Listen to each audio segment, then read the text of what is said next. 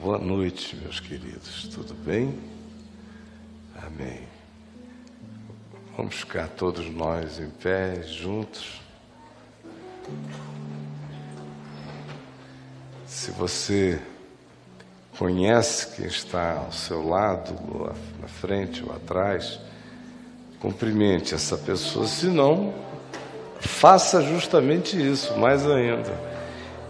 Tente guardar o nome, o rosto. Tenta guardar. Isso é uma pessoa humana que está aí diante de ti.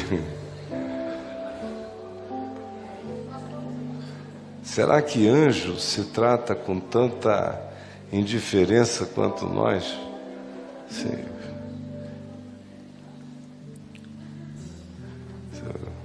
Gabriel chega e aí Miguel faz. A gente é muito estranho. Você não vê a sublimidade do outro. O outro é fascinante. Não é um robô, é uma singularidade. Você está olhando para alguém irrepetível, apesar de todas as chatices, burrices, maleducação. Cada um de nós é uma singularidade extraordinária. E tem um tesouro lindo em cada um de nós que pode crescer. A gente pode ficar infinitamente melhor. Como dizia um amigo meu lá do Nordeste, dá para morrer bem melhorado. Dá, se a gente não desistir tão facilmente. Dá para crescer, dá para melhorar. Dá para ficar bonito em Deus, dá para se dilatar, dá para ter paz, dá para lamber serenidade e se alimentar da verdade. Com a graça de Deus, apesar de todas as nossas relatividades, todas elas em todos nós, não existe relatividade maior do que o absoluto amor de Deus em meu favor, jamais desistindo de mim e trabalhando na minha vida, quer eu saiba, quer eu não saiba, sem pedir nenhum direito autoral, deixando todos os bobos levarem os créditos e ele continua trabalhando. Nenhuma necessidade de aparecer, Deus maduro, manso e humilde de coração, que não importa que nome você dê à cura, Ele sabe que foi dele, porque Ele te ama. Até o dia em que você acordar, como acontece com todo bom pai, com toda boa mãe, que tem a paciência de ver todo o bem feito aos filhos ser esquecido, não ser reconhecido, ser objeto de amnésia deles, mas a gente continua. Quem não está ali por causa de troca ou circunstância, está ali por convicção intrínseca e visceral da sua paternidade ou maternidade, insiste, continua. Tem muitos que morrem e crendo que um dia ainda, quando eles já nem estiverem aqui, esses filhos vão se acordar e vão então dizer: uau, eu não sabia que papai tinha feito tanto, eu não vi, que mamãe tinha se dado tanto, eu não enxerguei, é que eu recebi tanta contribuição e neguei, que eu fechei meu coração para tanto amor. Ora, se nós que somos maus nos comportamos assim com os nossos filhos, quanto mais o nosso Pai Celeste não dará boa dádiva a todos nós que confiamos nele. É sobre essa simplicidade que eu quero falar rapidamente hoje, convidando você a acalmar seu coração nessa certeza. Essa certeza tem o poder de nos curar completamente. Senhor Jesus, eu te invoco em meu favor e em favor dos meus irmãos aqui e de muitos outros nos assistindo para além daqui. E peço que o teu espírito, que é espírito de consolação, de vida, de confiança e de cura, se derrame abundantemente sobre nós, para que nós sejamos sarados pela palavra da verdade em amor e do amor verdadeiro, em nome de Jesus. Amém. Podem se assentar.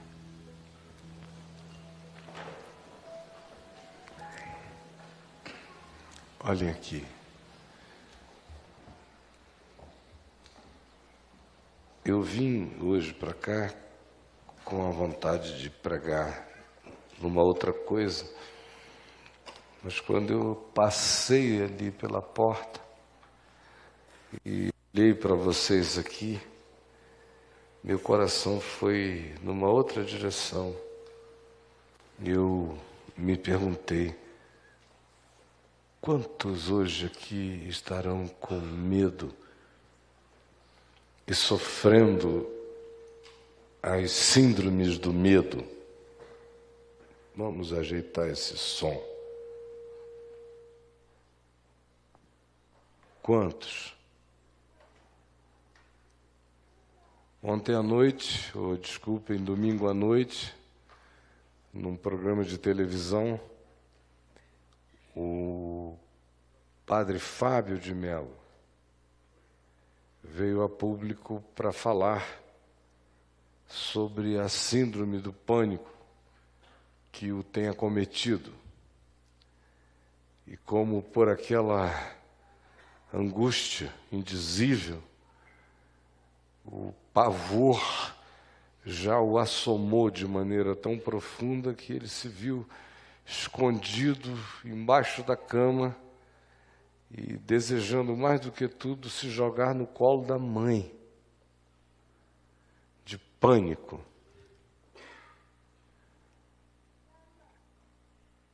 De onde vem esse pânico? O psiquiatra consultado no programa reduziu a crise humana toda, no caso dele, a uma deficiência congênita. Meu Deus, eu conheço e acompanho pessoas com pânico há muitos anos. Desde o tempo que pânico tinha outro nome, que a síndrome não era chamada assim como síndrome do pânico. Pânico desde antes de que pânico tivesse esse nome. Quando ele era ainda indefinível. Se fosse no meio cristão, toda síndrome de pânico era tratada como opressão demoníaca. Instantaneamente, olha, ele está oprimido. Vai lá, pastor, fazer uma oração porque ele está oprimido. Aí você perguntava, mas o que é que ele está sentindo? Aí ele não sabe explicar, é coisa do diabo mesmo. Se vem aquilo, vai aí, ele perde o ar, vai. Aí o coração acelera, ele começa a suar frio, vai batendo aquela paura miserável, desesperadora, o chão desaparece. Um desespero indizível, é coisa maligna, pastor. Logo agora que ele está tão consagrado, vai acontecer isso nele. Deve ser alguma brecha que ele deu para Satanás, que está oprimindo ele. Eu passei a vida vendo situações que não eram opressão espiritual existe, mas 90 e tantos por cento dos casos não eram espirituais. E eu comecei a aprender logo que não eram, porque quanto mais eu orava por essas opressões, pior o cara ficava. Eu, graças a Deus, não nasci exatamente burro. Então, depois de uns 2 anos orando pelos oprimidos e vendo eles piorarem, eu fui vendo, bom, não é opressão. Porque demônio sai de bate-pronto. Tem algo muito mais arraigado aqui, eu não vou mais orar. E me chamavam, pastor, faz uma oração por ele. Eu vou lá. Chegava lá, fechava a porta para o crente da casa não atrapalhar, não é? Exigindo uma opressão que faria o cara introjetar a oração, introjetar nele a opressão. Porque quanto mais você ora ali, Senhor Jesus, liberta, ele diz, ai, está vindo, ai, piora. É um pânico reforçado em nome de Deus. É um horror. Aí eu deixava o crente fora, para não haver essa intervenção, e ele ficava esperando a oração. Né? O senhor vai orar comigo, pastor? Não, orar não, vamos conversar um pouco. Mudava de assunto, qual é teu time? O que está acontecendo aqui, ali, acolá, vai. Daqui a pouco a pessoa ficando aliviada, porque afinal, você que é símbolo de Deus, entrou na casa, não orou com ele. E que alívio! Que alívio! Eu comecei a ver pessoas que eram tratadas como endemoniadas, porque o pânico era tão intenso e a sensação, quando você tem uma crise de pânico verdadeira, é que você perderá o controle e será invadido por algo que dominará você, uma perda total de controle. É semelhante a uma possessão.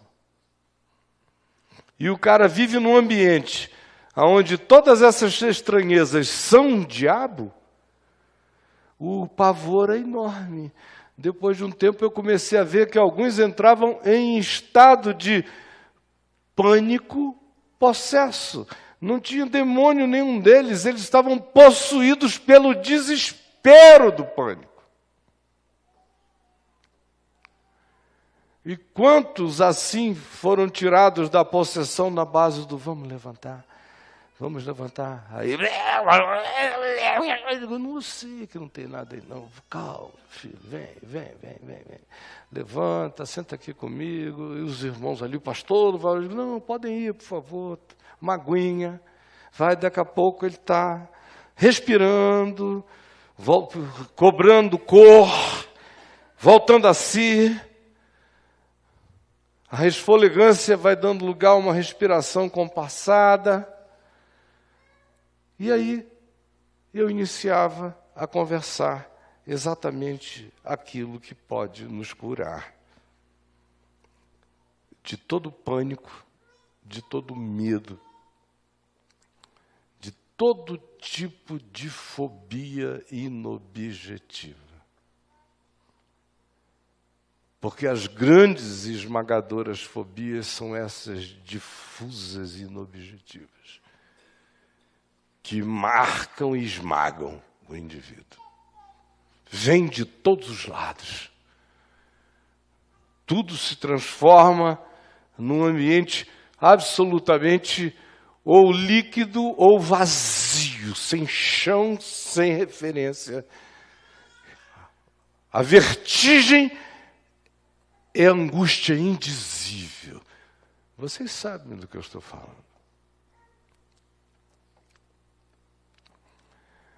E eu já vi pessoas aos montes, a maioria delas, ficam assim não porque o pai tenha sido assim, ou a mãe, ou alguém tenha experimentado algo do gênero. Às vezes até há as relações que podem ser identificadas com processos de causa e efeito. O pai era, a mãe era, tem um histórico familiar que deflagrou isso. Mas na maioria das vezes, não. Você pode até encontrar alterações cerebrais e na química cerebral do indivíduo, mas não foi a tal química que produziu o estado, foi o estado de medo que produziu essa química. É o oposto. E a gente pode se encher de medicamento, eles diminuem a ansiedade. Porque esse pânico, como toda forma de medo, nos assaltam com ansiedade.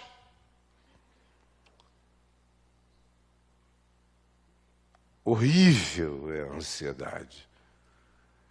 Tem muita gente aqui que está entendendo perfeitamente o que eu estou dizendo, porque já viveu isso na carne, na alma, na mente. Ou está vivendo com pessoas que estão experimentando exatamente isto. Agora olha aqui para mim. O texto extraordinário sobre isto está na primeira epístola de João, no capítulo 4, do verso 17 em diante, que diz: nisto é em nós aperfeiçoado o amor, para que no dia da crise, no dia do juízo, mantenhamos confiança. Pois segundo Ele é, também nós somos desse mundo. Ele é o nosso Pai e nós carregamos a confiança desta relação, enquanto vivemos neste mundo. No amor, na certeza desse vínculo, baseados na garantia de sermos amados, neste apropriar-se em fé, não existe medo. Uma vez que a certeza do amor de Deus por mim se estabelece no meu coração, que a singularidade dessa inquebrável relação é plantada em mim, e essa convicção põe suas raízes em mim, e se ancora em mim, tanto mais quanto assim seja, menos espaço para qualquer forma de medo existirá dentro de mim. Quanto menos espaço para medo em mim, mais saúde mental, mais observação real da realidade, mais equilíbrio espiritual,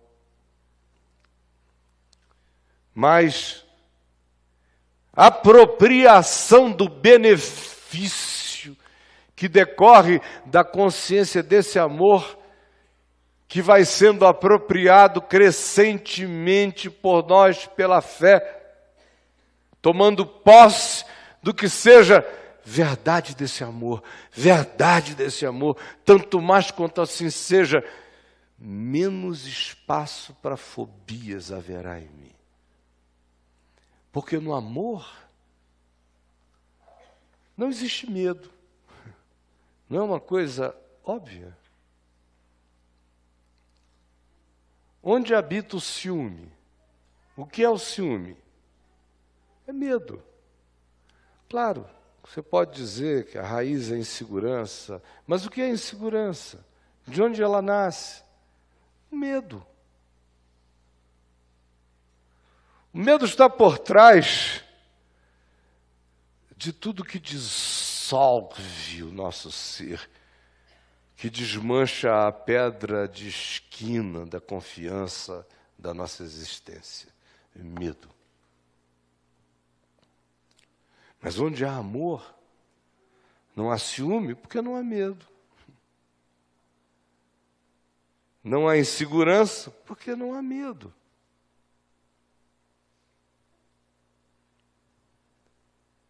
Em qualquer que seja a dimensão da vida, quando você anda com essa confiança, com essa ousadia que nasce não de você, mas da convicção de que você foi amado primeiro. Você foi amado primeiro. É unilateral, é verdade, aconteceu, é indestrutível, é inapagável, é inquebrantável. É irrecolhível esse amor. Se vem a mim, ele disse, eu não o lançarei fora, e das minhas mãos ninguém os arrebatará. Aí você diz, mas o problema é conseguir confiar nisso. Eu já acho que o problema é conseguir viver sem confiar nisso. Eu não sei como você consegue. Para mim seria insuportável.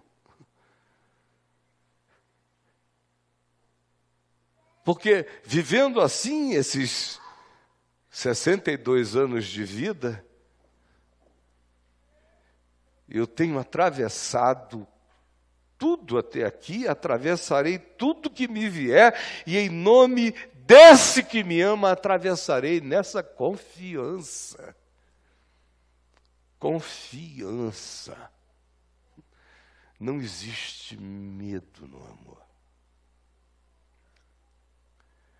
Eu contei há pouco tempo atrás, há 2 meses e meio, 3 meses, aqui neste nosso auditório,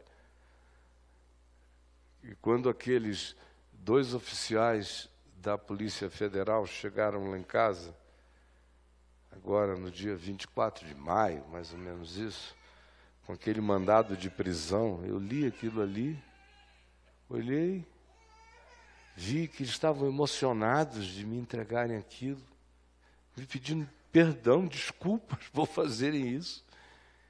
Mas o mandado era o mandado, a consequência era a consequência. Eles podiam ir me beijando até lá, mas a consequência era factual.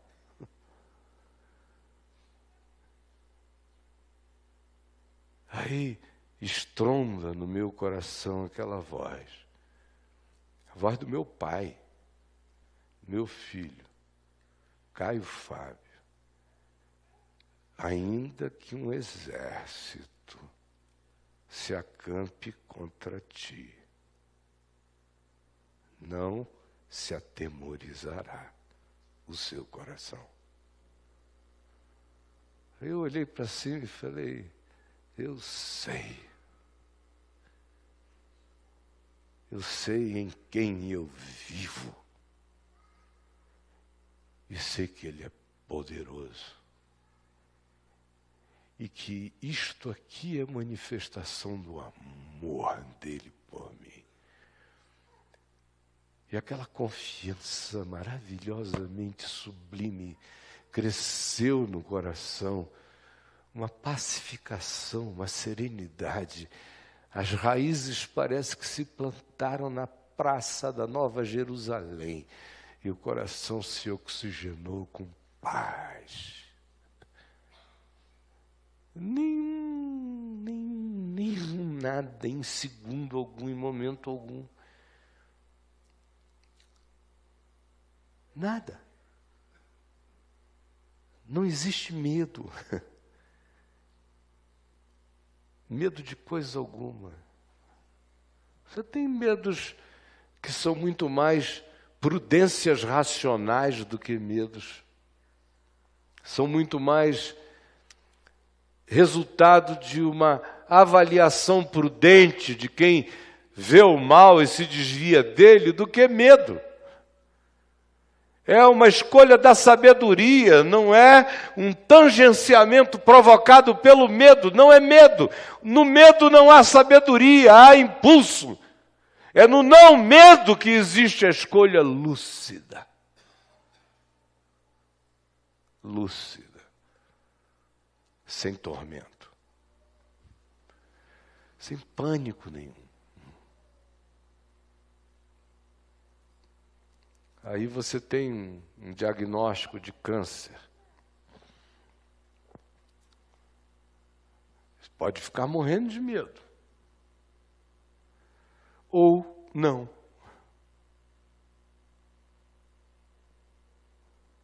Pode crer que Ele te amou primeiro, que o câncer é um negócio recente, mas o amor dele é eterno.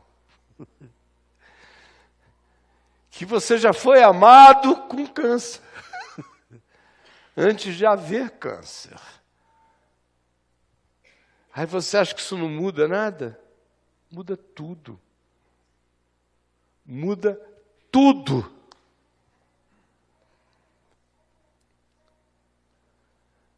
Uma coisa é ser assaltado com medo, outra coisa é ser assaltado sem medo. Muda tudo. Uma coisa é passar pelo vale da sombra e da morte apavorado, outra coisa é passar pelo vale da sombra da morte dizendo: não temerei mal nenhum, porque tu estás comigo.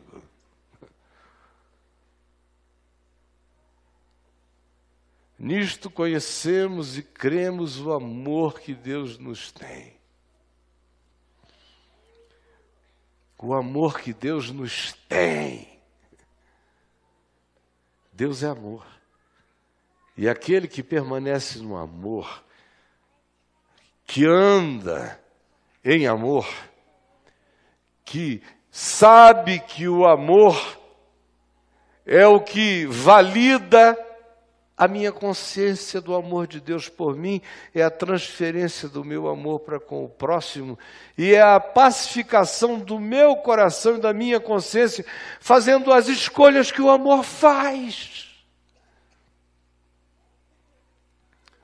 Quando isso se estabelece em mim, eu permaneço em Deus, Deus permanece em mim, e nisto é aperfeiçoado o amor que vai crescendo em mim, e no dia da crise, no dia de juízos, que nós todos temos juízos diferentes, dias diferentes, circunstâncias diferentes, notícias diferentes, crises distintas, dias de juízo. Juízo significa crise de oportunidade. É isso que juízo significa. No dia da crise de oportunidade, aonde nós nos conhecemos, o juízo é a chance que eu tenho de me entender em relação ao que eu digo crer, não crer, a quem eu penso ser e não ser. O juízo me debulha, o juízo me joira, o juízo sacode o trigo e o que é verdade fica, e o que não é verdade aparece. O juízo é bom, o juízo é inevitável, o juízo é salvação. O juízo é purificação para mim, para que no dia da inevitabilidade do encontro com a verdade, com o fogo da existência, que demonstra o que é precioso e o que é vil na nossa existência, para que neste dia mantenhamos confiança.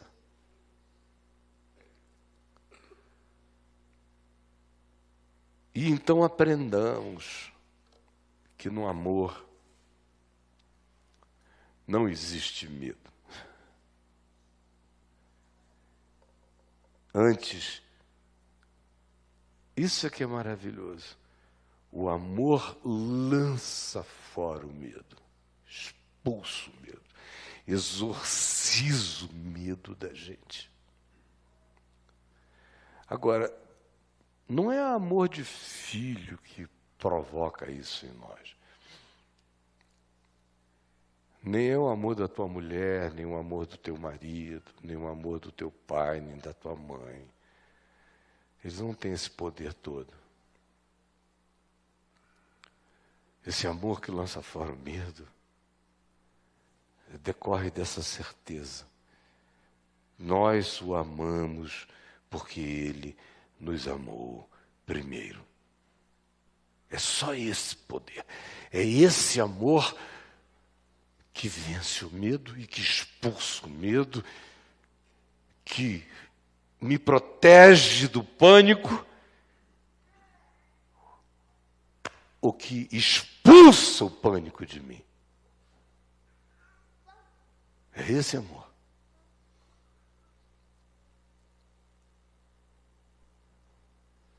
Aí eu corro para debaixo da cama não com medo.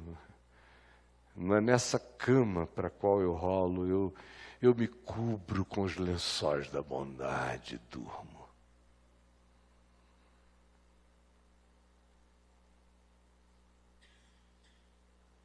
Se você quiser se preparar para viver os dias de hoje e os próximos dias, preste atenção no que eu acabei de dizer até aqui.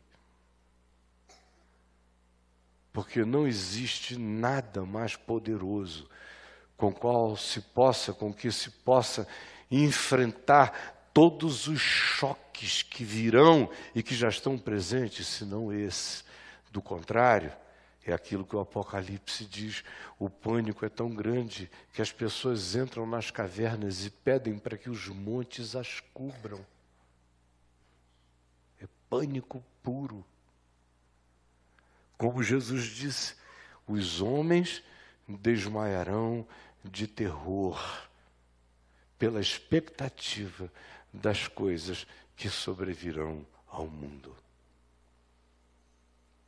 Já começou e vai crescer, vai aumentar cada vez mais. Quem não tiver esse selo da certeza de ter sido amado antes e de agarrar-se a essa confiança, abandonar-se no berço dessa certeza, se não fizer assim, não aguentará. Cada vez mais nós veremos pessoas desmaiando de pânico e de agonia, porque só o que nos pode salvar é a simplicidade dessa confiança sem show, que é para você, que não é para os outros, não é exterioridade, não tem nada a ver com o que acontece num palco, não é demonstração, não é nenhum tipo de performance, é aquilo que ninguém vê, que ninguém sabe, que existe entre você e aquele que te amou primeiro. Sem que esse fundamento se plante dentro de mim e de você, nós seremos tragados por essa sociedade líquida, de agonias líquidas. A gente não vai encontrar o farol dos afogados. Nem isso. Mas o perfeito amor lança fora o medo. Você me pergunta, e o que eu devo fazer? Você tem que sair correndo e pular de cabeça. Mesmo. Nesse amor de Deus. Aí você diz, e como eu farei se eu não me sinto merecedor? Esse aqui é um negócio maravilhoso. Não tem nada a ver comigo. Eu entro nessa história como um beneficiado pela injustiça dessa graça, que não se derramou em mim por causa de qualquer obra de justiça, mas pela unilateralidade dessa paixão paterna. Quem teve pai que amou aqui tem muito mais facilidade para entender um pouco melhor essa loucura fiel de quem ama primeiro e ama você até o fim.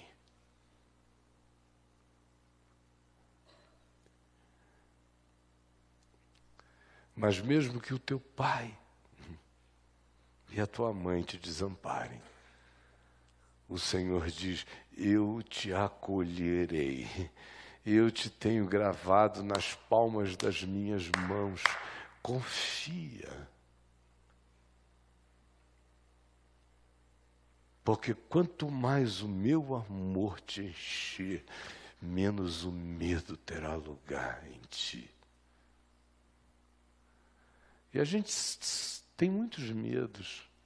Por exemplo, tem gente aqui com medo do que os filhos possam fazer com você na sua velhice. Eles vão cuidar de mim?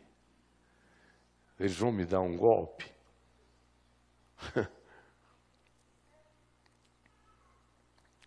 Eles vão autofagicamente brigarem entre eles? Ninguém sabe nada. Tem outros que têm simplesmente o medo do processo de envelhecimento e depois de enfraquecimento, de morte, e começam já a sofrê-lo antecipada e angustiadamente.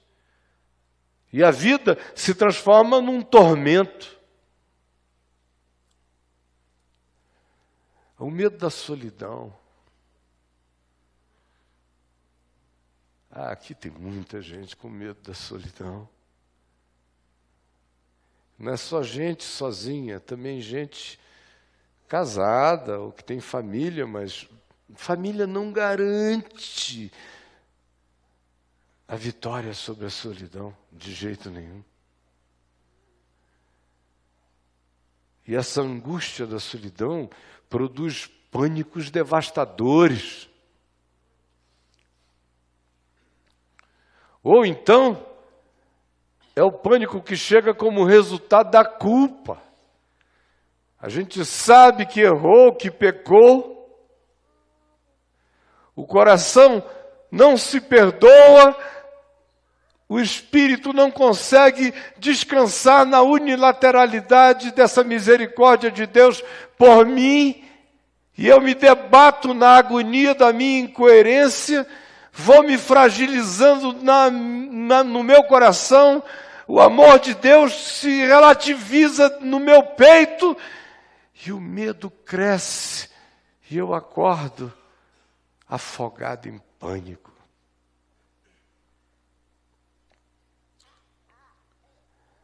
Oh, meu querido, minha querida, eu não posso fazer além do que eu estou fazendo, com a simplicidade com a qual estou dizendo. O resto tem a ver com você. A minha oração é que essa palavra que eu estou dizendo esteja suscitando confiança no seu coração. Vontade de crer.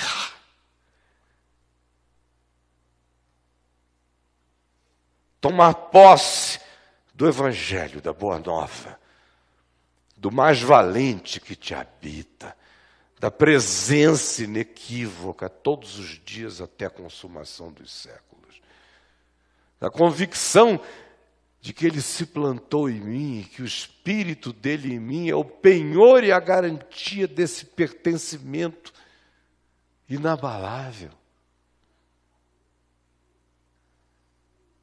Tanto mais quanto a promessa se transforme em garantia confiante no meu coração, mais poderoso é o efeito do amor como caminho de libertação e de ousadia e de intrepidez,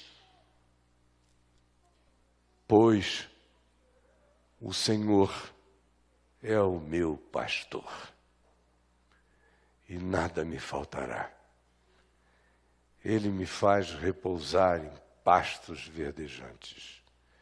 Leva-me para junto das águas de descanso, refrigera minha alma e guia-me pelas veredas da justiça, por amor do seu nome em mim, ainda que eu ande pelo vale da sombra da morte. Não temerei mal nenhum, porque tu estás comigo. A tua vara e o teu cajado me consolam. Preparas-me uma mesa perante mim, na presença dos meus adversários e inimigos e das contingências adversas. Unges minha cabeça com óleo, enquanto isto a alegria não morrerá no meu coração. Ao contrário, o meu cálice transbordará de confiança na certeza do teu amor. E eu serei seguido por bondade, por misericórdia, todos os dias da minha vida, porque eu sou habitado pelo Senhor, desde agora e para sempre. Esta é a palavra da vida em mim. Vamos ficar em pé.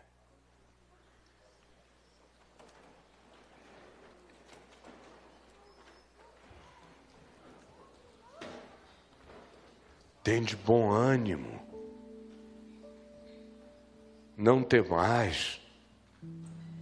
Sou eu. Sou eu. No meio da fantasmagoria, na liquidez das águas. Quando a mente é traída pelas circunstâncias e o medo cresce, assoma, e ao invés de Deus a gente vê uma fantasmagoria e tudo que antes era confiança se dissolve em pânico. Ele intervém, não com uma aula de 2 horas, mas simplesmente dizendo: sou eu! Tende bom ânimo, não temais. É Ele que está aqui. É Ele. Não é nenhuma filosofia elaborada que até aqui me manteve confiante, não. Foi um encontro com esse que disse: sou eu, Caio. Sou eu. E não tenha medo. E tenha bom ânimo. E você será inabalável se você apenas confiar no meu amor. Eu nunca te deixarei, jamais te desampararei.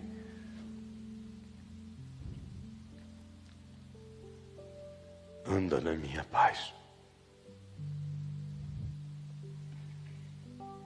Senhor Jesus, eu quero pedir que essa singeleza de palavra, que essa delicadeza de beijinhos do Evangelho na nossa alma suscite em nós o poder da ressurreição e da vida. Que o nosso coração amortecido se levante, que a fé descaída se reavive, que a alma afogada seja animada no coração do abismo e trazida para o oxigênio do teu amor e da tua confiança. Respira na nossa boca, sopra, ressuscita-nos do nosso afogamento na desesperança, no medo e no pânico. É o que eu te imploro que tu faças hoje, agora, aqui, nas vidas dos que aqui estão e nas milhares de outras vidinhas daqueles que nos assistem em qualquer lugar do mundo. É o que eu te imploro que aconteça agora, ó Espírito Santo, em nome de Jesus. Amém.